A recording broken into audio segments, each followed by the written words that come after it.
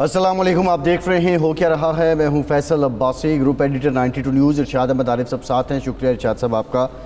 IMF के साथ staff level agreement होने के बाद अब पाकिस्तान जो है वो पाकिस्तान की आवाम को रिलीफ देने से मुतालिक भी हुकूमत पाकिस्तान बात कर रही है। पेट्रोलियम मसनूआत की कीमतों में जो कमी हुई थी उस कमी का जो रिलीफ है वो आवाम तक मुंतकिल नहीं किया गया था और हुकूमत ने ये कहा था कि अब बिजली के नर्ख कम करके ये रिलीफ आवाम को दिया जाएगा।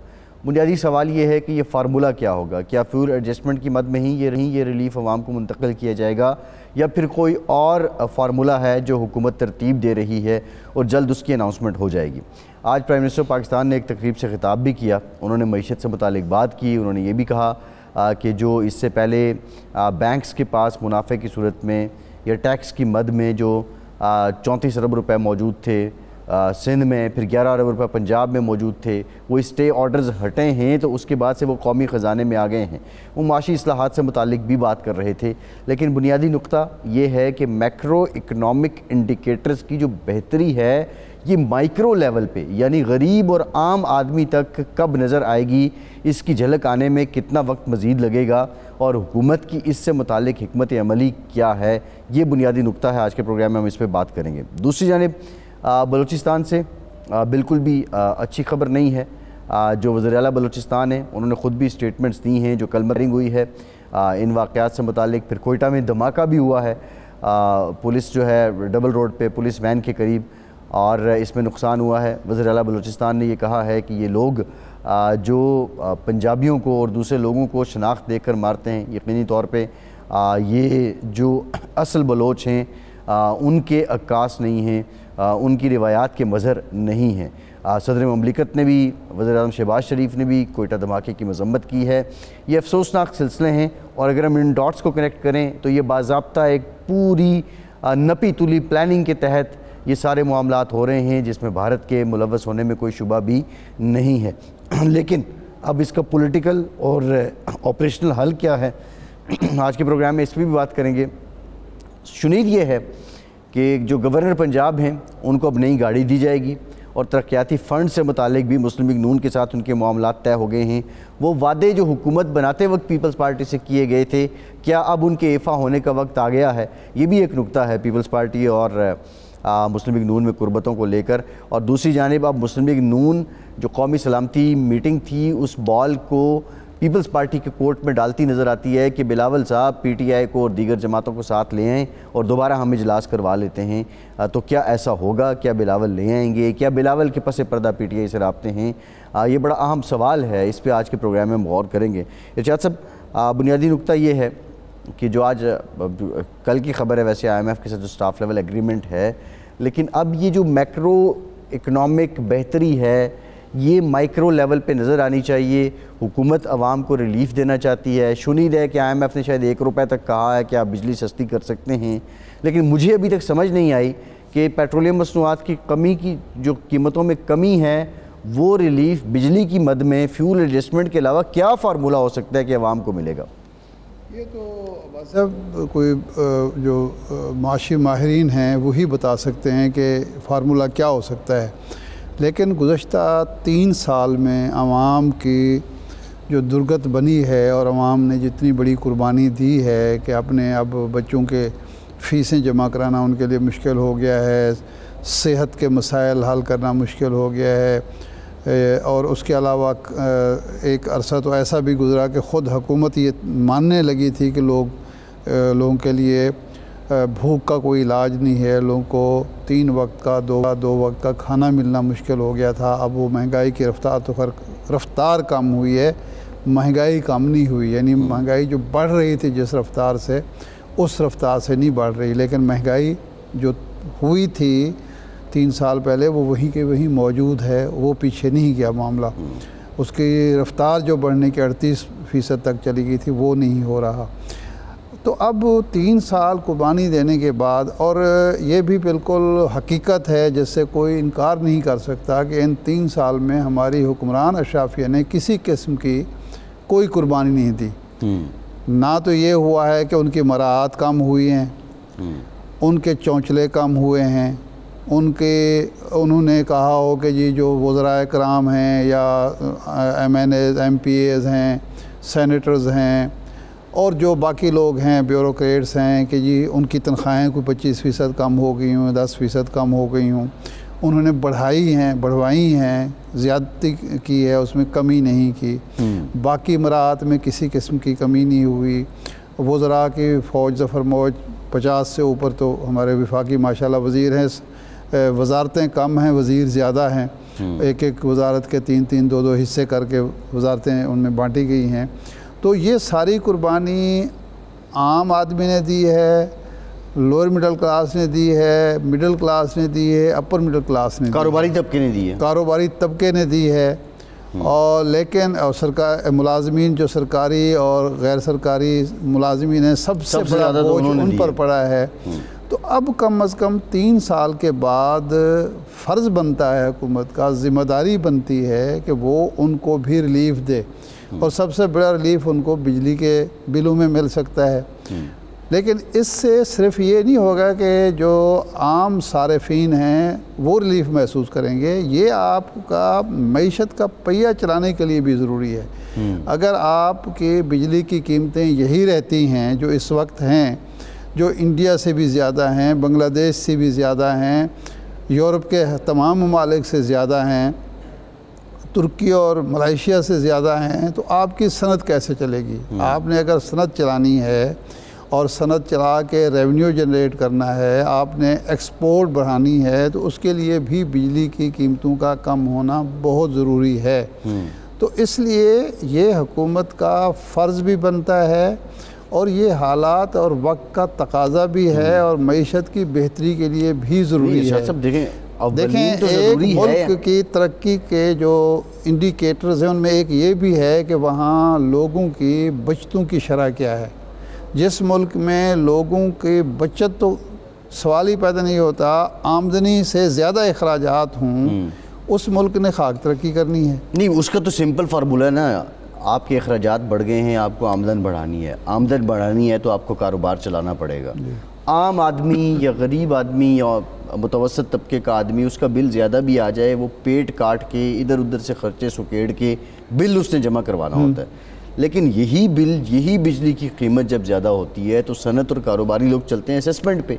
जब उनकी कॉस्ट पूरी नहीं होती तो वो अपनी मैन्युफैक्चरिंग रोक लेते हैं, वो अपना पहिया रोक लेते हैं। उनका पहिया रुकता है तो रोज़गार भी रुक जाता है। ये बड़ी क्लियर हकीकत है, क्योंकि अब गवर्नमेंट के लिए सबसे बड़ा चैलेंज ये है कि उन्होंने मैन्युफैक्चरिंग को बढ़ाना है, उन्होंने लार्ज स्केल इंडस्ट्री को बढ़ाना है, इंडस्ट्रियल प्रोडक्शन को बढ़ाना है। फिर सबसे बड़ी बात यह है कि जब जो पहले से मौजूद इंडस्ट्री नहीं चलेगी तो सरमायाकारी जो आप लाना चाह रहे हैं, जो आप FDI लाना चाह रहे हैं, या आप गवर्नमेंट बहुत ऑफर भी करती है पब्लिक प्राइवेट पार्टनरशिप के ज़रिए आप लेके आना चाह रहे हैं, जैसे भी लाना चाहें, जब पहले वाला कारोबार नहीं चल रहा तो आप उनको क्या कहेंगे कि आप किस चीज़ को अट्रैक्ट करके आएँ? नहीं, वो भी तो देखेंगे ना, उसकी जो लागत है, पैदावारी लागत जो है, कास्ट ऑफ प्रोडक्शन है, क्या इस मुल्क में वो जायज़ तरीके से मुनाफा कमा सकता है? क्या अवाम में ये सिकत है कि वो उसकी मसनूआत को ख़रीदें या वो अपनी मसनूआत बाहर एक्सपोर्ट कर सकता है? ये 2 साल पहले गवर्नमेंट ने ये पॉलिसी बनाई, बल्कि 3 साल पहले ही बनी थी कि जी जो यहाँ कार साज इदारे हैं, गाड़ियाँ बनाने वाले मैन्युफैक्चरर हैं, वो हर माह 2 यूनिट एक्सपोर्ट करेंगे। अब जब उनसे बात हुई तो उन्होंने कहा कि जी हम तो यहाँ गाड़ियाँ बेचने की पोजीशन में नहीं रहे, हमारी प्रोडक्शन कम हो गई है, हमारी सेल कम हो गई है। पहले जो 6-6 महीने बाद गाड़ी मिलती थी, अब हमने जो है वो कर्ज स्कीम वो की है कि जी आप लें और बग़ैर उनके गाड़ी ले जाएं और 50% डाउन पेमेंट पे बहुत सी कंपनियों ने लगा दी, किस्तों पे गाड़ियां लेना शुरू कर दें। तो हम एक्सपोर्ट कहाँ करेंगे? फिर एक्सपोर्ट करने के लिए तो हमें एक मेयारी गाड़ी सस्ते दामों देंगे कहीं तो कोई ख़रीदार होगा। वही गाड़ी अगर चाइना से, मलेशिया से, इंडिया से, किसी और मुल्क से अवेलेबल है सस्ते दामों, तो वो पाकिस्तान से क्यों मंगवाएंगे? ये एक मैं मिसाल दे रहा हूँ। तो इसलिए अगर अब ये आदाद व शुमार के ज़रिए अपने आप को धोखा दे, मैं नहीं समझता कि ये जो वज़ारत ख़ज़ाना और दूसरे महकमे आदाद व शुमार से कहते हैं जी इसमें ये इजाफ़ा हो गया, इस शोबे में ये इजाफ़ा हो गया, ये इजाफ़ा हो गया, इस तरह से नहीं, अमजन जो आपने लोगों को नज़र आना चाहिए। इनकी तो अपनी भी जालसाजियाँ अपनी जगह ना, अब ये तो इम्पोर्ट करते हैं सब कुछ, इन्हें तो यहाँ के असेंबल करना होता है। ये किसने करवाना है? ये 88 में ये पॉलिसी बनी थी, मुझे याद है डॉक्टर महबूब हक के दौर में डिलीशन प्रोग्राम बना था कि ये जी अगले 5 साल या 4 साल में 100% सारी चीज़ें जो हैं यहाँ से तैयार होंगी, तमाम पुर्जे जो हैं इंजन समेत, और ये गाड़ियाँ 100% पाकिस्तान होंगी, साख्त पाकिस्तान होंगी, ठीक है ना। नहीं हुई तो कौन जिम्मेदार है? नहीं, वो तो ऑब्वियसली नहीं कराया ना, गवर्नमेंट जिम्मेदार है। और उसकी वजह यह है कि अगर आपके यहाँ कोई चीज़ तैयार होनी है और वो इतनी महंगी तैयार होती है और चाइना से या मलेशिया से या किसी और मुल्क कोरिया से उससे सस्ती चीज़ अवेलेबल है, तो किसका दिमाग ख़राब है कि जी वो महंगी चीज़ से महंगी गाड़ी तैयार करेगा? सवाल है कि आप तो ये सारी चीज़ें जो हैं उसका दारोमदार इसी पे है कि जी आपके यहाँ अगर बिजली महंगी होगी, आपके टैक्सेस ज़्यादा होंगे, आपके बाकी जो मामलात होंगे, वो लेबर भी तो फिर महंगी हो जाएगी ना। ज़ाहिर बात है कि जब आपके यहाँ हर चीज़ महंगी होगी तो लेबर भी महंगी होगी, तो उसके नतीजे में फिर आपकी मसनूआत सबसे ज़्यादा असर होगा। तो इस बुनियाद पर चाहिए हुकूमत को अब, अच्छा अब एक ऐसी हुकूमत है शहबाज शरीफ साहब की या मुस्लिम लीग की हुकूमत के बारे में यह तासुर हमेशा पुख्ता रहा है कि ये हमेशा मैन्युफैक्चरिंग पे तवज्जो देती है, सनत दोस्त हैं, कारोबार दोस्त हैं, ताजिर दोस्त हैं। तो और शहबाज शरीफ साहब ये कहते भी हैं, आज भी उनके मैं सुन रहा था गुफ्तगू यही कर रहे थे। तो अब उनको चाहिए कि ये जो सुर्ख फीता है इसको ख़त्म करें, सही है, ये जो रुकावटें हैं ये दूर करें, ये जो ख़र्चे हैं गैर ज़रूरी रियासत के और हुकूमत के, इनको कम करें। बोझ जो है मैन्युफैक्चर पर जो बोझ आ रहा है, जो अवाम पर बोझ आ रहा है, उसको कम करें ताकि हमारी सनत चले, हमारी एक्सपोर्ट बढ़े, आम आदमी की ज़िंदगी आसान हो और मुल्क तरक्की कर सके। सही है। शाह साहब, हमें डॉक्टर फ़ारूक सलीम साहब ने ज्वाइन किया है, पाकिस्तान के मायनाज मईशतदान हैं। डॉक्टर साहब, thank you very much for your time. Doctor साहब, IMF के साथ स्टाफ लेवल एग्रीमेंट हो गया, बुनियादी सवाल और सीधा सा सवाल ये है कि क्या अब बिजली सस्ती होगी? देखिए, हकीकत यह है कि वो IMF का मिशन पाकिस्तान में फरवरी की 24 तारीख को आया था और 14 तारीख तक वो मुज़ाकरात करते रहे। अब ये गैर मामूली है, IMF के मिशन जनरली 7-8 दिन से ज़्यादा नहीं रहते, तो इसका मतलब ये निकलता है कि मुज़ाकरात पाकिस्तान के अंदर तक जब तक IMF की टीम थी तो वो कामयाब नहीं हो रहे। और आपको याद है कि वो नेथन पोर्टर साहब जो हैं वो बग़ैर स्टाफ लेवल एग्रीमेंट साइन किए पाकिस्तान छोड़ के चले गए, यानी कि तकरीबन 3 हफ्ते रहे और बग़ैर साइन किए चले गए। फिर हमें अचानक खबर मिलती है और बहुत कामयाबी, एक कामयाबी नहीं 2 कामयाबियाँ होती। एक कामयाबी ये होती है कि जो $1 बिलियन हमारा ओरिजिनल प्रोग्राम था, 25वां प्रोग्राम EFF का, उसमें हमें $1 बिलियन मिलेगा। और एक कामयाबी होती है कि 1.3 बिलियन इजाफी मिलेंगे, वो जो उसको 26वां प्रोग्राम कह लें, वो जो क्लाइमेट रेजिलियंस के हवाले से। तो हम 1 बिलियन मांग रहे थे, मिला 1 बिलियन प्लस 1.3 बिलियन। तो हुआ क्या, मतलब पाकिस्तान में जब तक तो थे उस वक्त तक तो वो स्टाफ लेवल एग्रीमेंट भी साइन करने को तैयार नहीं थे। तो मामला बिजली से कहीं आगे है अब्बासी साहब, ये मामला माशी नज़र नहीं आता, ये मामला मुझे कुछ आप समझ लीजिए कि कुछ फौजी सिफारतकारी का नज़र आता। तो इसमें आप समझते हैं कि जो मियाँ साहब का वज़ीर-ए-आज़म पाकिस्तान का दौरा सऊदी अरब था, उसका भी कुछ ना कुछ असरात हैं, उसके भी हमें फ़वाइद समेटने को मिल रहे हैं? देखिए, पिछले 24 घंटे में जो कुछ हुआ वो सामने रखना बड़ा ज़रूरी है। अच्छा, पिछले कोई 24 से 36 घंटों में अमेरिका से कोई 7 B-2 स्टेल्थ बॉम्बर उनके कहलाते हैं, वो मिजोरी जो उनका होम बेस है वहाँ से उड़े हैं और वो इंडियन ओशन में जो जजीरा है डियोगो गार्सिया, वहाँ पे आके लैंड हुए हैं। अच्छा, और साथ ही साथ 2 अमेरिकन बहरी बेड़े, बहुत बड़े बहरी बेड़े बेड़े जो हैं, एक हैरी ट्रूमन कहलाता है, दूसरा कार्ल विल्सॉन कहलाता है, ये भी इस इलाके में मौजूद है। अब जो डिप्लॉयमेंट हो गई है अमेरिकन फोर्सेस की, ये तारीखी एम्प्लॉयमेंट है। मैंने तारीख में ड्यूल एयरक्राफ्ट और 7 B-2 स्टेल्थ बॉम्बर जो हैं वो इस इलाके में आते इकट्ठे होते नहीं देखे। इनका खर्चा तकरीबन आएगा कोई $1.5 अरब माहाना। अब वो आप जो बात कर रहे थे सलमान साहब की, उन्होंने वादा किया है कि वो तकरीबन $1 ट्रिलियन लगाएंगे अमेरिका के अंदर, और फिर ये इतना बड़ा मिलिट्री डिप्लॉयमेंट पिछले 24 घंटों में इकट्ठा कर लेना, और उससे कोई एक दिन पहले IMF का जो पैकेज है वो अप्रूव हो जाना, और उसमें ना 1 बिलियन बल्कि 1 बिलियन प्लस 1.3 बिलियन। तो वो जो मैं शुरू में कह रहा था कि मुझे रोल मईशत का कम लगता है, यहाँ पे मुझे फौजी सिफारतकारी का ज़्यादा सही। अच्छा नहीं, अगर ये सूरत हाल है वाकई, एक इंटरनेशनल जो सिनेरियो है और डिप्लोमेसी जो है वो कार फरमा है, बल्कि सियासत भी कार फरमा है, तो फिर तो हमें बहुत ज़्यादा रिलीफ देने की पोजीशन में आ जाना चाहिए। हमारे बल्ले बल्ले हो जाने चाहिए, जिस तरह परवेज़ मुशर्रफ के दौर में, ज़िया उल हक के दौर में हुए हैं। तो फिर तो इसका मतलब है हम पुरुम्मीद हो जाएं कि अवाम को रिलीफ मिलेगा। किस कीमत पर मिलेगा वो शहबाज शरीफ साहब जाने और IMF जाने। देखिए, IMF का काम जो है वो किसी मुल्क की मईशत को तंदुरुस्त और तवाना बनाना नहीं है। ये उनके आर्टिकल्स ऑफ एग्रीमेंट का हिस्सा नहीं है। 80 साल की तारीख गवाह है कि उन्होंने जिस मुल्क ने भी उनके पैकेज का हिस्सा बना है, उनकी मईशत जो है वो IMF के प्रोग्राम के जोर के ऊपर तंदुरुस्त और रवाना नहीं होती। यहाँ मामला है बीमार मईशत का, और बीमार मईशत को ऑक्सीजन सप्लाई करने।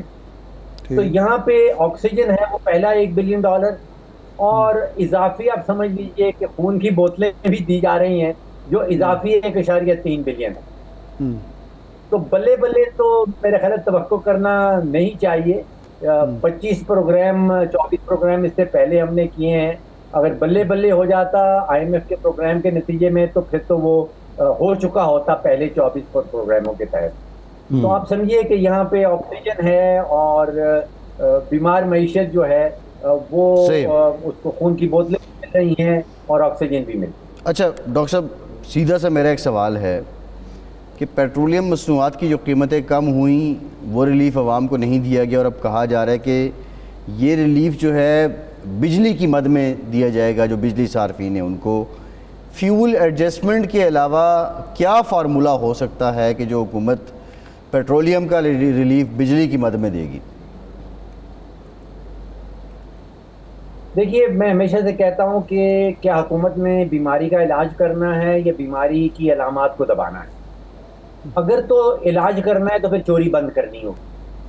अगर 40 से 45% बिजली चोरी हो जाती है पेशावर इलेक्ट्रिक सप्लाई में, 35 से 36% बिजली चोरी हो जाती है सखर इलेक्ट्रिक में, तो फिर तो जब तक चोरी दूर नहीं होती, आप IMF की बात कर लें, आप जो फौजी सफारतकारी की बात कर लें, तो फिर हमारा काम सीधा नहीं होता।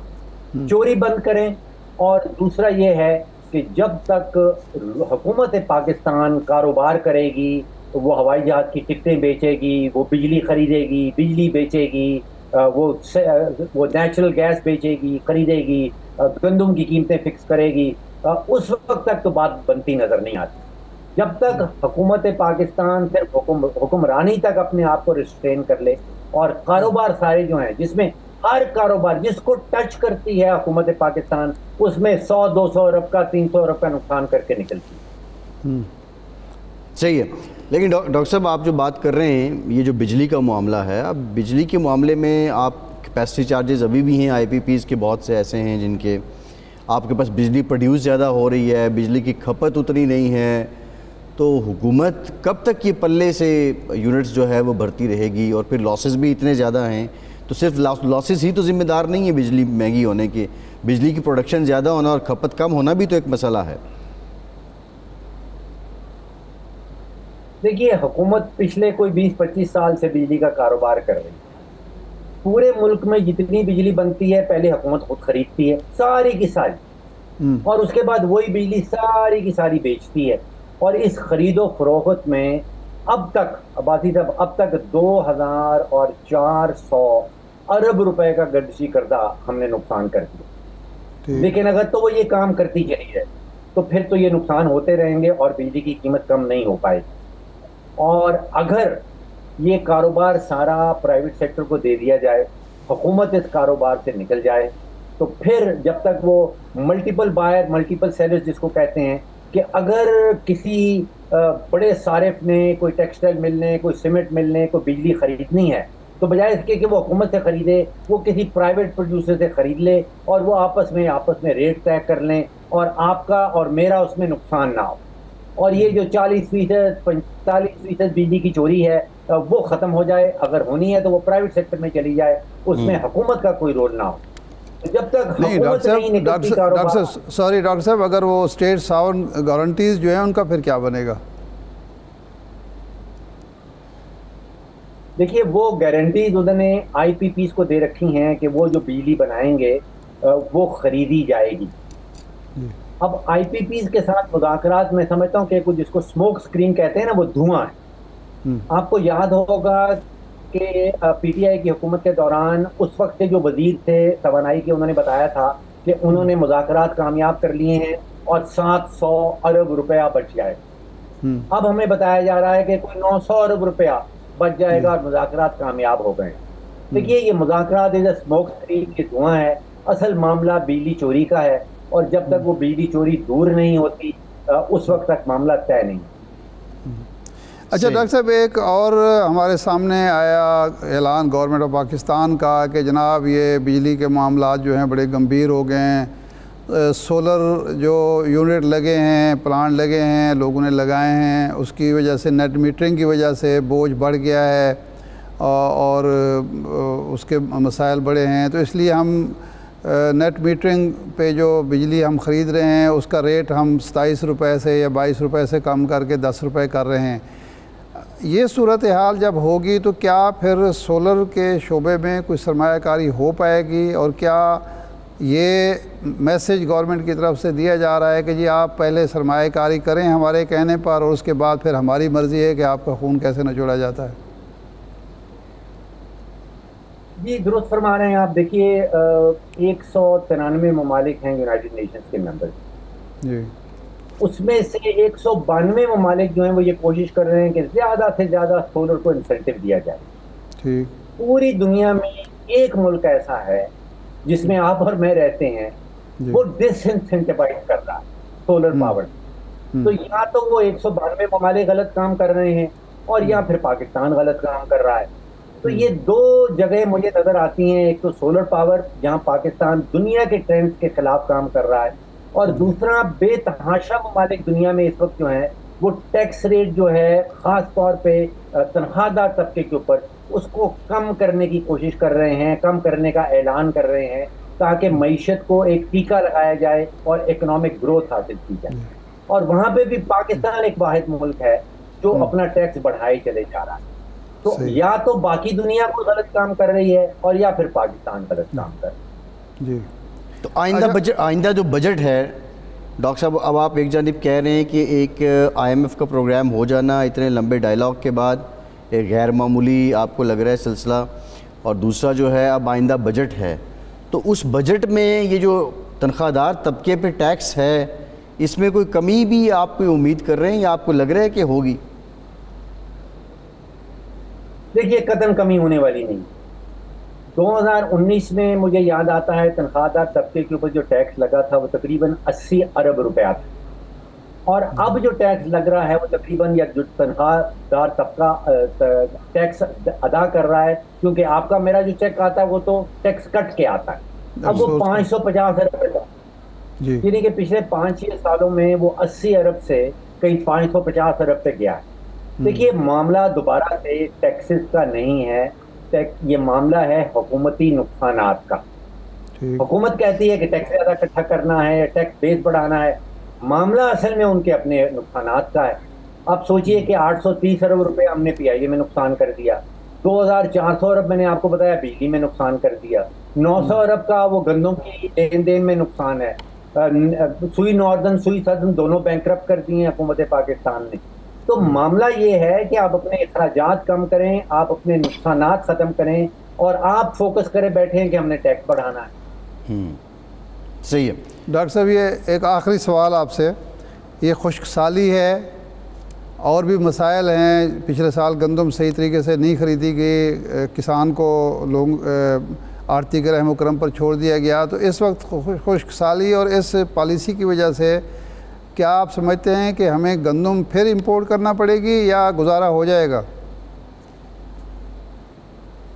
देखिए, जब तक हुकूमत गंदम के कारोबार में रहेगी, उसको खरीदेगी, उसकी सपोर्ट प्राइस फिक्स करेगी, जब तक वो गन्ने के कारोबार में रहेगी, इसकी सपोर्ट प्राइस फिक्स करेगी, इंपोर्ट करने की इजाज़त देगी, एक्सपोर्ट करने की इजाज़त देगी, तो घपला जो है वो चलता रहेगा।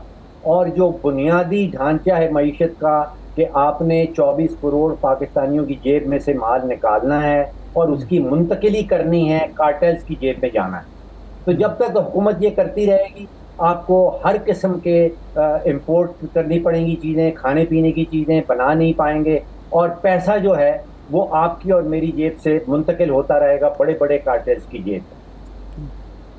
सही है डॉक्टर साहब, बहुत शुक्रिया। डॉक्टर फहीम साहब हमारे साथ मौजूद थे, आपके वक्त का बहुत शुक्रिया। एक ब्रेक के बाद वापस आते हैं।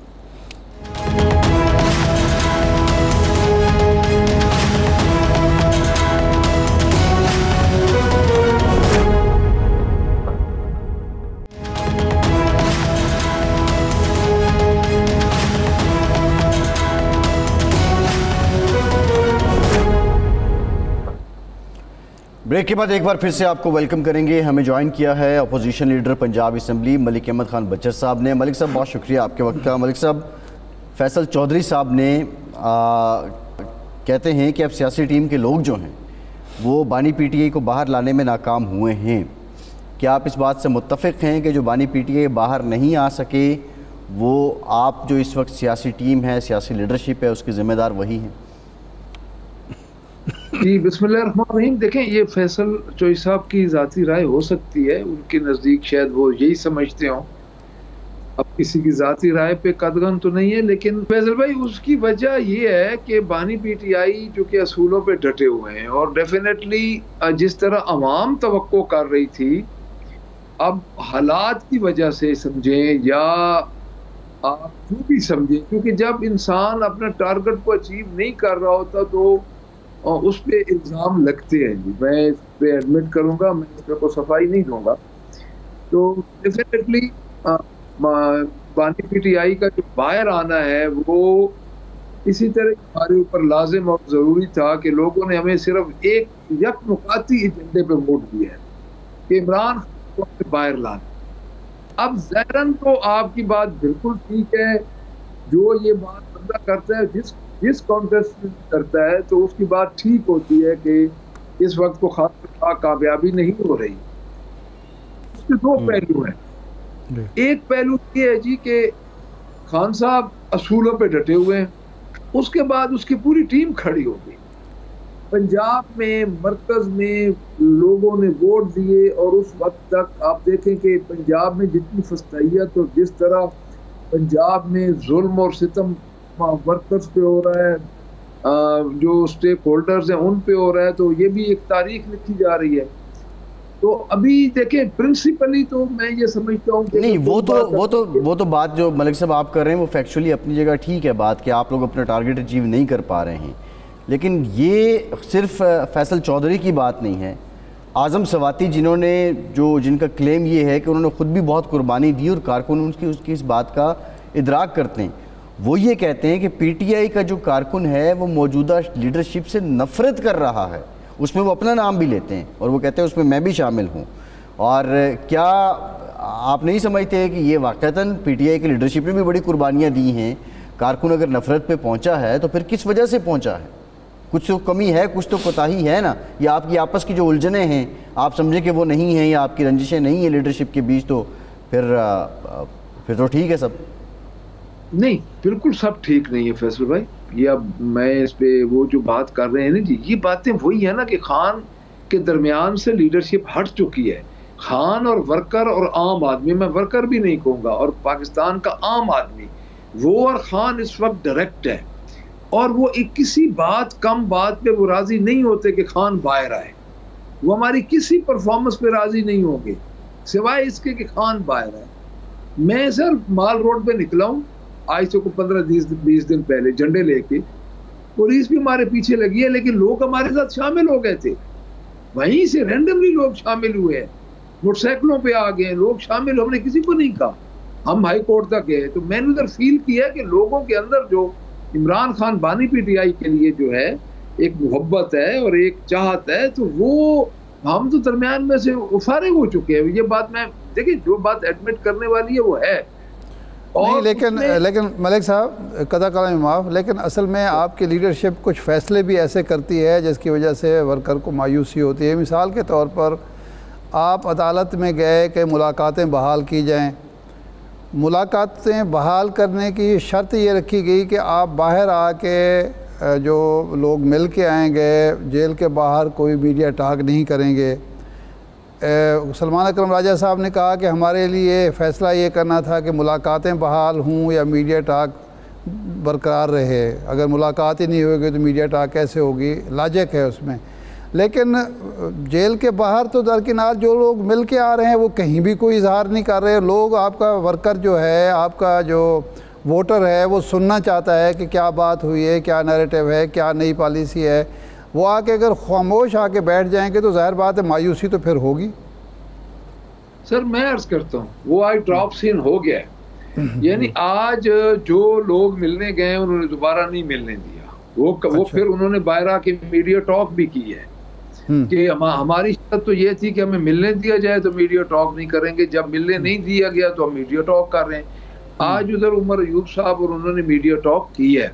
देखिए सर बात ये नहीं, वो तो अदालती फैसला है, उसमें बचर साहब वो तो अदालती फैसला है 2 दिन मंगल और जुमेरात को। नहीं, लेकिन सलमान अकरम राजा जो नाम देंगे तो उस नाम को तो वो अदालती फैसले की नज़र से तो जेल तो उसको नहीं डिनाई कर सकती। नहीं, ये जो या वो नाम नहीं होंगे इनके। मलिक साहब, ये जो लोग मिलने गए थे, ये लिस्ट वही थी जो सलमान अकरम राजा साहब ने दी थी और खान साहब ने अप्रूव की थी। बताता हूँ सर, मैं बताता हूँ। आज जो लिस्ट उधर से अप्रूव हुई थी वही लिस्ट थी। आज मुलाकात थी 12 बजे।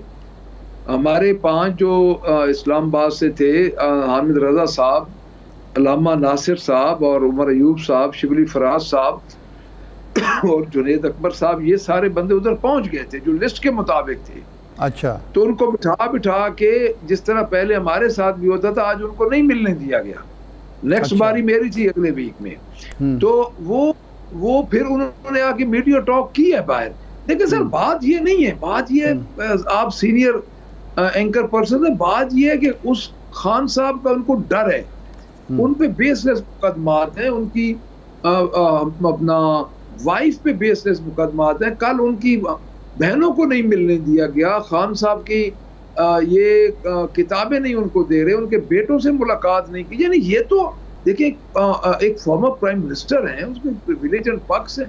तो ये क्या तमाशा है कि आप कोर्ट कहे थे। अच्छा मुझे ये बताएं, 5 बंदे 6 बंदे अगर बानी पीटीआई को पॉलिटिकल लोग मिल जाएंगे तो क्या क़यामत आ जाएगी सर?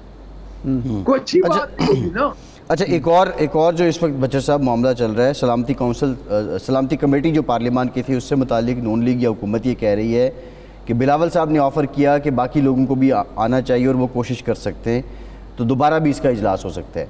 क्या पीपल्स पार्टी के साथ पीटीआई का किसी सतह पे कोई राब्ता है? क्या बिलावल भुट्टो जरदारी ये कोशिश कर रहे हैं कि मुल्क में जो अमन आमा के मसाइल हैं, इस ज़िम्न में सलामती काउंसिल, सलामती कमेटी की मीटिंग होती है तो पीटीआई और आपकी इत्तेहादी जमातें आ जाएं, उसमें शामिल हो जाएं, बैठें?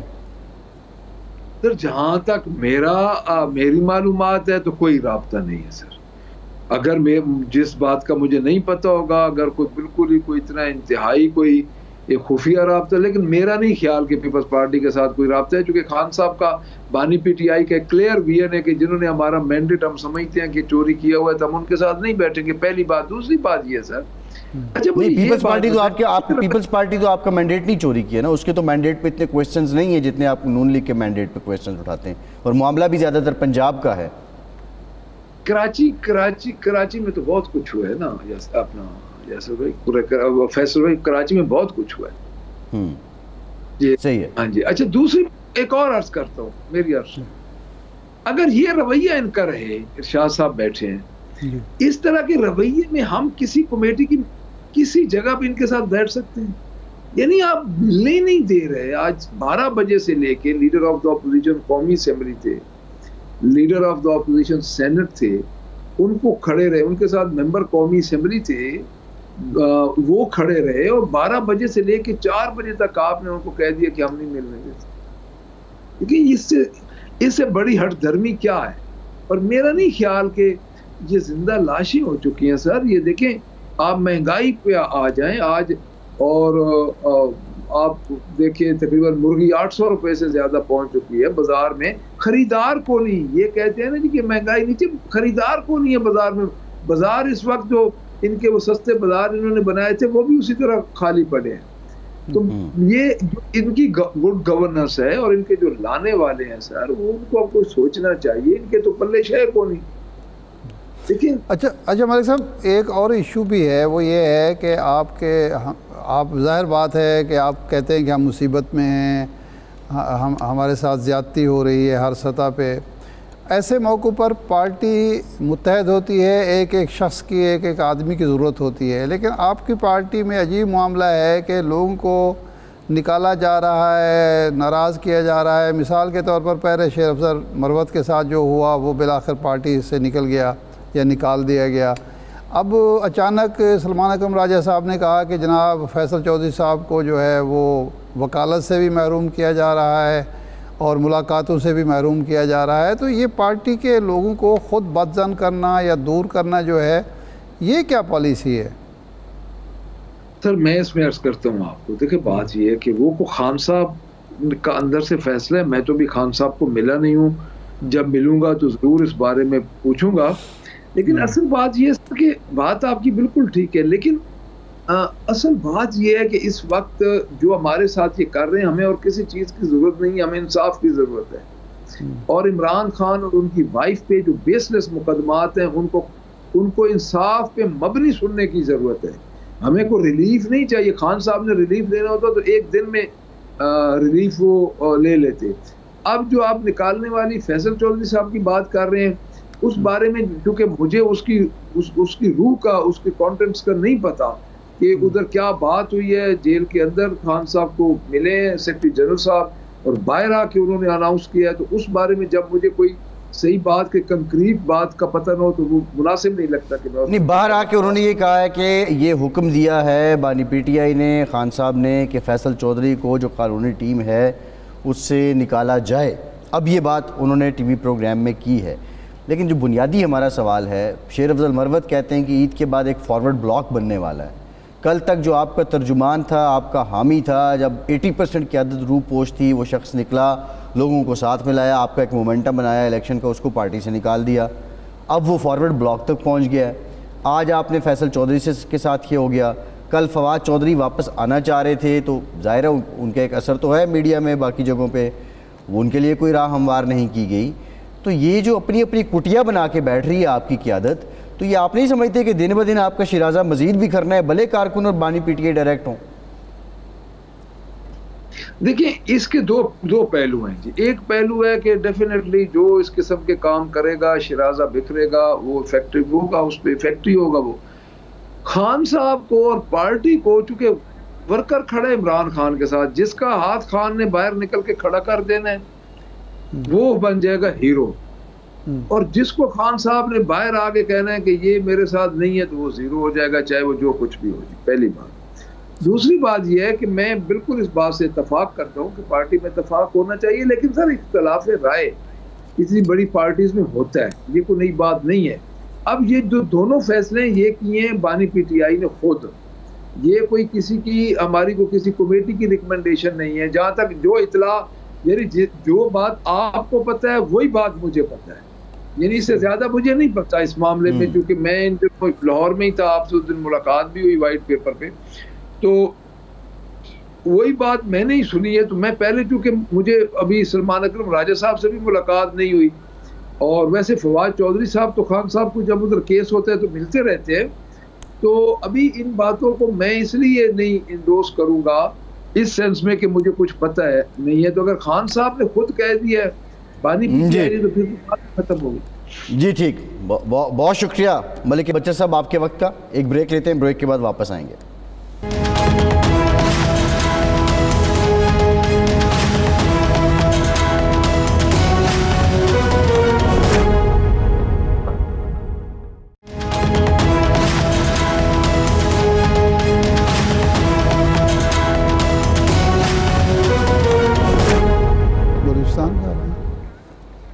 ब्रेक के बाद एक बार फिर से आपको खुशामदीद कहेंगे। इरशाद साहब, बलूचिस्तान में अफसोसनाक वाक़या, कोयटा में धमाका हुआ है, कलमत में फायरिंग हुई है, गवादर के वाक़यात हैं, और ये वज़ीर आला बलूचिस्तान ने भी इस वाक़े में ये कहा है कि यकीनी तौर पे वो लोग जो बलोच रिवायात हैं उनकी अमीन नहीं है कि इस तरह लोगों की शनाख्त करके उनको मारें। वज़ीर आज़म साहब ने भी, सदर मुमलिकत ने भी इन वाक़यात की मज़म्मत की है। दूसरी जानिब जो हैं वो बलूचिस्तान के अंदर के जो मामलात हैं वो पॉलिटिकल डायलॉग की बात भी हो रही है। क्या है ये? क्योंकि देखें, अब अगर ये सब वाक़यात बलूचिस्तान में होते हैं, देखें, और इंडिया में बैठ के उनके चैनल्स इनकी कवरेज करते हैं, उनके चैनल्स इस पर पूरा एक नैरेटिव बनाते हैं, उनके चैनल्स जो हैं वो तारीफ़ें करते हैं, और वो बलूचिस्तान के लोगों को भारत की यौम जमहूरिया पे वेलकम करने की ख्वाहिश करते हैं। तो ये सब क्या है इरशाद साहब? अब्बास साहब देखें, ये जो एक बाजोड़ में भी वाक़या हुआ है, अल्लाह का शुक्र है कि वो पुलिस वैन पे ही हुआ है वो, लेकिन वो लोग महफूज रहे हैं, अल्लाह का फजल है। देखें, जब तक हम सूबों की इंतज़ामिया, सूबाई हुकूमतें, सूबाई पुलिस, सूबाई इदारे, उनकी कैपेसिटी बिल्डिंग नहीं होती, इन मामलात पे काबू पाना आसान नहीं है। देखें, कल ही सरफराज बुगटी साहब ने कहा कि जी हम किसी को सड़कों पर नहीं आने देंगे, सड़कें बंद नहीं करने देंगे, लेकिन इस सड़क पे वाक़या हो गया ना, इसलिए कि आप एक एक कदम पे ना फ़ौजी खड़ा कर सकते हैं, ना फ़ौजी वो जो FC का अहलकार खड़ा कर सकते हैं। अगर मकामी पुलिस मकामी अवाम के साथ उसका लिहाज़ान नहीं होगा, वो नक़्ल व हरकत जो होती है ज़मीन पर हो रही होती है ना, कुछ लोग देख रहे होते हैं, कुछ लोग बता रहे होते हैं।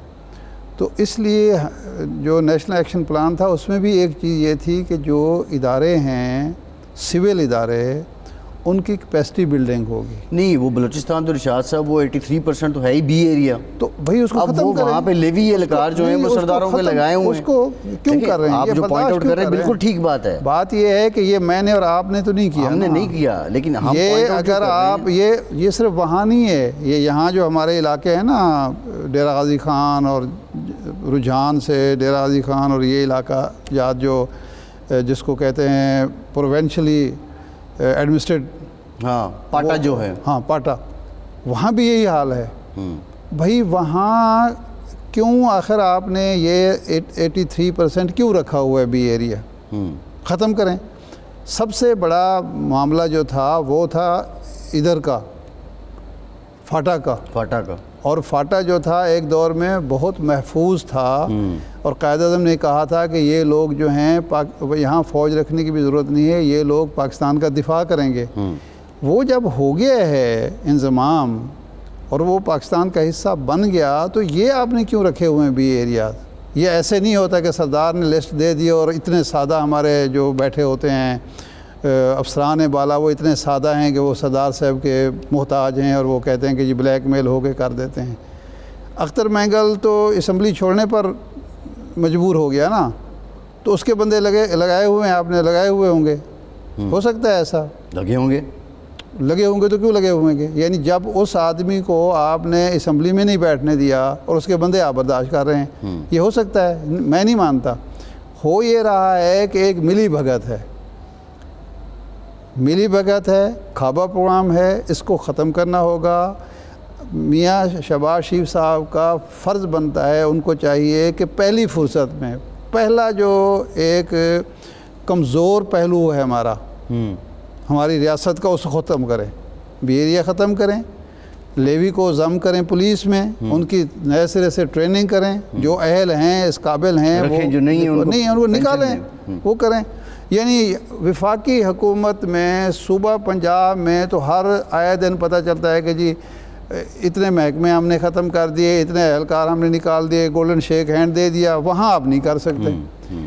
ये रास्ते जो आपने खोले हुए हैं रियासत को कमज़ोर करने के, इनको भी तो बंद करना आपका फ़र्ज़ बनता है ना, इनको ख़त्म करें। अब वो लोग देखें ना, दो इसके नुकसान है, एक तो उनकी ट्रेनिंग नहीं है, दूसरा ज़्यादातर लोग जो हैं वो काम करने आते नहीं है, घर बैठे उनको तनख्वाह मिलती है, ठीक है, काम उन्होंने खेती बाड़ी करनी है। तीसरा उसका पहलू ये भी तो हो सकता है कि उनकी मिली भगत भी कुछ लोग मिल भी जाते होंगे, वो मकामी लोग हैं ना, वो मकामी लोग हैं, वो मुखबिर का किरदार अदा करते होंगे।